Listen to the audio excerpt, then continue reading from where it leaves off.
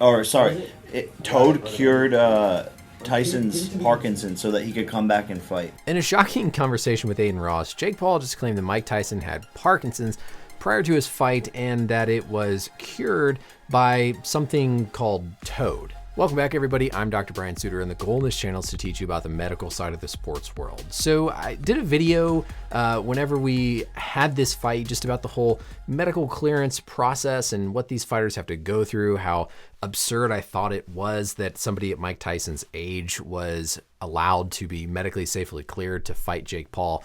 And we saw this just shocking conversation. Jake Paul came out and used the word Parkinson's very clearly. I know he's kind of tried to say he meant pain, but you don't just come up with the word Parkinson's out of nowhere. That's a very specific thing. And in this conversation with Adin Ross, he says that he was using toad, I think toad venom or some kind of herbal supplement type of thing. Talking about ayahuasca in the same conversation, but that he uses to cure his Parkinson's, which allowed him to fight. Now, if that is all true, which I don't know why Jake would be just making this up out of nowhere. That's a really weird thing to, again, Parkinson's is a very specific thing to know about, have been told about, and to bring up in the conversation. I want to talk about just number one, what Parkinson's is, the fact that you can't cure Parkinson's based on the pathophysiology, and then just circle all this back to the, just again, insanity of what kind of happens with the medical clearance process for these different fighting commissions. If we take a look at our brain anatomy here to understand what part of the brain gets affected with Parkinson's, it's localized in the brain stem, specifically a part of the brain stem, a group of cells called the substantia nigra. These cells are responsible for dopamine regulation, dopamine production in the brain, and dopamine is the key neurotransmitter, that chemical that allows the neurons to communicate with one another and affect our movement patterns. So, damage to diminishing of this substantia nigra for various reasons we're not going to get into now leads to impaired regulation of that dopamine availability. That dopamine availability then impairs your brain's motor control primarily, among some other different symptoms. Because it's a movement problem, the majority of symptoms that we see, the outward manifestations, are going to be movement related. The hallmark symptoms of Parkinson's are going to be tremor, slow movement, something called bradykinesia, brady meaning slow, kinesia movements, muscle rigidity, and impairment with your balance. All things that, of course, are going to be very, very crucial for a professional boxer and result in you being slow, uncoordinated, and having poor movements. And that understanding of the pathophysiology should explain to you why you can't cure Parkinson's disease. Once those cells have died, there's no bringing them back to life. And so we manage Parkinson's disease.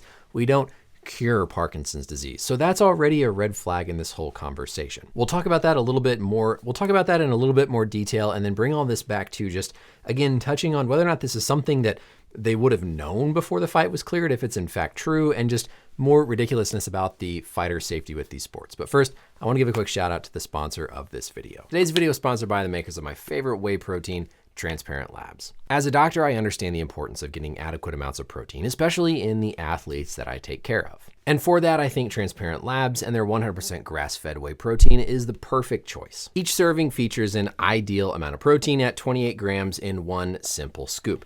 Mix it with 6 to 8 ounces of your favorite water. I'm partial to the milk chocolate. I like to keep it simple. Give it a good shake and you're ready to go. Say goodbye to those gritty, hard to mix protein powders that taste disgusting, because with Transparent Labs, it mixes well. There's no big chunks, and the taste really is phenomenal. Right now, if you click the link down below or scan the QR code, Transparent Labs is going to hook you up with their free protein starter kit with each protein subscription purchase. That's going to come with a shaker cup and 5 individual packages of different protein flavors, so you can try some different ones and see which we like the best. Their pure isolate protein is free from any artificial dyes or sweeteners, and it's third-party tested, so you can reliably know you're getting what it says on the label. So step up your protein game with Transparent Labs and their 100% grass-fed whey protein today. Thank you again to Transparent Labs for sponsoring today's video, and let's get back to our learning. So because Parkinson's disease is a problem with movement primarily that's related to impaired dopamine availability and control of the subsequent cells in these pathways, the way that you primarily manage it is to increase availability of dopamine. So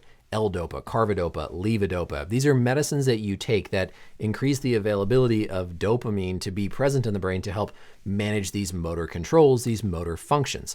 But you don't cure it. So when Jake is talking about Mike curing his Parkinson's, you don't cure Parkinson's. Now, there's a distinction there because you can have Parkinsonism, Parkinsonian type symptoms or features, potentially without a clear diagnosis of Parkinson's disease. There's a lot of different overlap in different neuro diseases and illnesses that you can have, but true Parkinson's disease, like we think about it, you don't cure it. You manage it because you can't make those degenerated substantia nigra cells on part of the brainstem suddenly come back to life.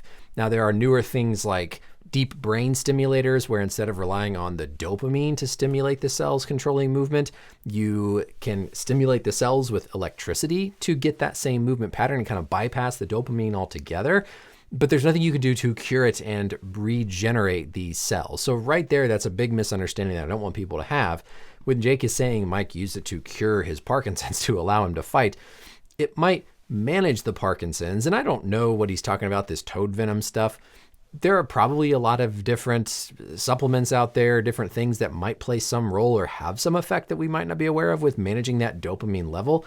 But by no means is that some classic Parkinson's treatment. And by no means is that something that is going to, quote, cure your Parkinson's disease. Now, there were a lot of reasons why Mike looked slow, potentially. It could be simply that he was old, but also if he does in fact have Parkinson's disease, that's number one, extremely unfortunate, but could, of course, explain some slowness of the movement like it would for anybody who had Parkinson's disease. And so I hope we maybe get some clarification, because Jake coming out and simply saying, no, I meant manage his pain, those are two very different things.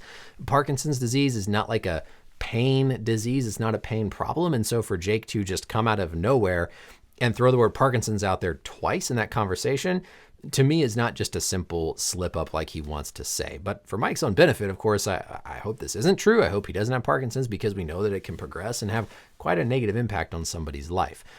So then I want to bring all this back to just the medical clearance process that we've talked about before. And we did a video on this whenever the fight was taking place about what exactly is done for medical clearance for all these fights. And I want to look back again at the Texas Department of Licensing Regulation for boxing and look and see, like, is there something on here where clearly if he had this in his history, they would know about it? And just looking through health history, seizures, headaches, dizziness, passing out, eye problems, broken nose, chest pains, cramping, blood pressure, there's really nothing that I see in just the medical history that says, do you have a history of neurodegenerative problems like Parkinson's?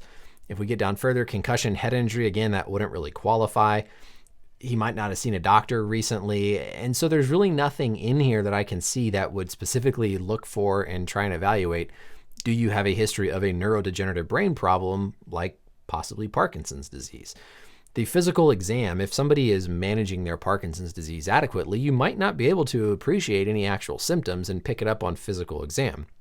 But there has definitely been some newer data out there that's looking at especially football players, combat sports, repetitive head injuries, and how that might correlate with some of these neurodegenerative things like ALS, Lou Gehrig's disease, chronic traumatic encephalopathy, Parkinson's. And so I don't think know 100% to clearly say what the correlation might be, but I think everybody would agree that if somebody had a diagnosis of Parkinson's, they should probably not be cleared to participate in a combat sport that relies on their adequate motor control for protecting them and for optimal safety. But again, if you just go off of the Texas State Commission form here, there's nothing in here that talks about any sort of history of Parkinson's. And there are other state commissions where you have to have like a brain MRI. And a brain MRI, certain types that look for volume of regions in the brain can pick up some of these things. A standard MRI, you're probably not going to. Some commissions, you have to be evaluated by a neurologist. I don't see anything like that here for Texas. And so pretty loose commission in terms of trying to pick something like this up.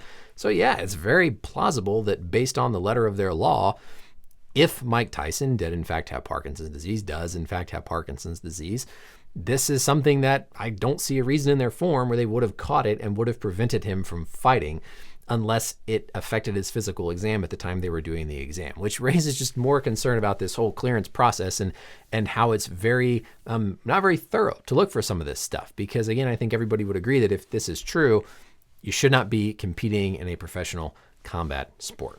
So overall, kind of key takeaways from this video. Number one, regardless of what is truthfully going on with Mike Tyson and where Jake was coming from with all this stuff that he said, You don't cure Parkinson's disease. Parkinson's disease is a degenerative condition where cells in your brainstem deteriorate. They don't have the ability to regulate, control dopamine availability. That lack of dopamine availability affects your movement control, which is then going to have downstream effects with rigidity, slow movements, instability with your walking and posture, and that classic tremor, among with some other cognitive impairments potentially as well.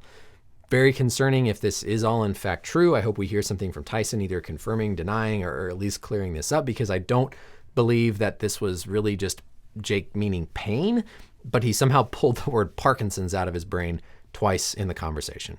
Let me know, as always, any questions or comments down below. And until next time, we'll see you later. Bye.